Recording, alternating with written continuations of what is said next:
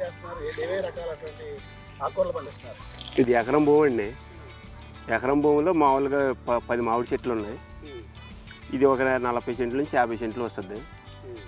దీంట్లో పాలకూర, చుక్కకూర, మెంతికూర, తోటకూర, కొత్తిమీర, గోంగూర అన్ని రకాలు ఉంటాయి.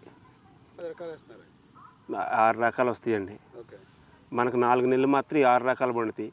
తర్వాత వానాకాలం వచ్చేటప్పటికి తోటకూర, పాలకూర, గోంగూరే పండుద్ది.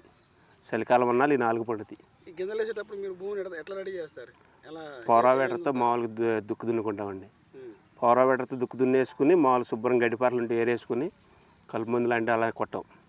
భూమిని చక్కగా పశువులు తీసుకొచ్చి దాన్ని భూమి మీద పరిచేసి పోసుకుంటామండి.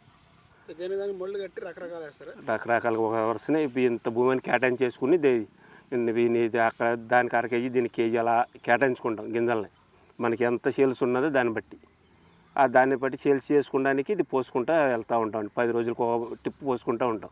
ఒక్కో మడికి ఎన్ని పోస్తారు? ఎన్ని గింజలు పడతాయి? సుమారు మడి ఎంత ఉంటుంది? ఎంత విస్తారంలో ఉంటుంది? విస్తారం అంటే మామూలుగా ఉజ్జాంబు చూసి మేము పోసుకుంటూ ఉంటామండి. ఇంత సెంట్లకు అనేది తప్పటికి 2 సెంట్లు అలా పోసుకుంటూ వెళ్తాం. తోటకూర వచ్చేటప్పటికి 3 సెంట్లు అలా పోసుకుంటూ వెళ్తాం. అంటే మాకు తోటకూర ఎక్కువ సేల్స్ ఉంటుంది కాబట్టి ఈ వచ్చేటప్పటికి 1.5-2 సెంట్లలో పోస్తూ ఉంటాం. ఏ తతిమ రకాలు వచ్చేటప్పుడు కొద్ది సేల్స్ తక్కువ ఉంటాయి కాబట్టి అట్లా నాటుకుంటూ వెళ్తామండి. సార్, మీకు ఎకరానికి ఎంత ఖర్చు అవుతుంది పెట్టుబడికి? ఎకరానికి పెట్టుబడి అంటే మేము ఒకసారి పెట్టం సార్.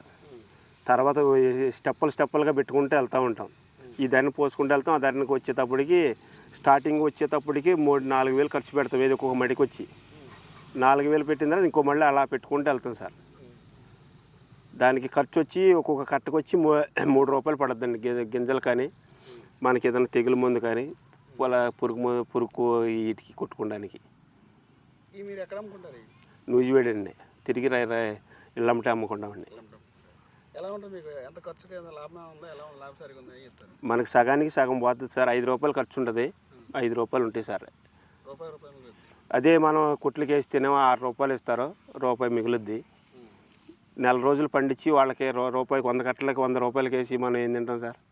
అందుకని జనం బాగుండాలని మేము చక్కగా పెంచి పశువుల ఎరువు మామూలుగా మనకి పురుగు ముందాలు చూసుకుంటే జాగ్రత్త పసిపిల్లని పెంచినట్టు పెంచి జనానికి అమ్ముతాను సార్. గింజలు పెట్టిన దగ్గర నుంచి మీరు దీనికి ఏమేమి బలాలు వేస్తారు?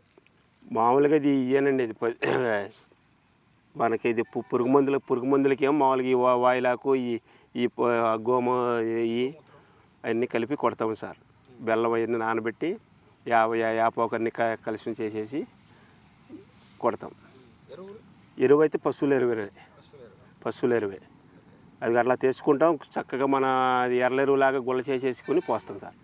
ఒకసారి పోసేసి ఉంచడం కాదు, ఎప్పటికప్పుడు పోస్తూ ఉంటాం. మీరు ఎట్లా అమ్ముతారు బయట? 10 రూపాయలు సార్. కట్ట 10 రూపాయలు. ఏదైనా 10 రూపాయలు. మన బండి వెళ్ళిందంటే 10 రూపాయలు ఏది పోయేసి. మాకు మధ్య 4 నెలలు మాత్రం ఇవన్నీ అన్ని రకాలు పండుతాయి సార్. పాలకూర, చుక్కకూర, మెంతికూర, గోంగూర, కొత్తిమీర అవి పండుతాయి. తర్వాత వానాకాలం 4 నెలలు, సంవత్సరానికి 8 నెలలు పండుద్ది సార్. అసలు 8 నెలలు పండుద్ది. 4 నెలలు వచ్చేసేటప్పటికి తోటకూర, పాలకూర, గోంగూర పండుద్ది మన వానాకాలం వచ్చేటప్పటికి. సంవత్సరం మొత్తం మీద మేము కూలి ఒక రైతుకి వెళ్ళకుండా నేను మా భార్య మేము కాళ్ళ మీద నిలబడితే చేసుకున్నాం సార్. మధ్యతరగతిలాగా మాకు చేసుకోవడానికి, నా పిల్లలు చదివించుకోవడానికి అలా కాలం జరిగిపోతుంది సార్.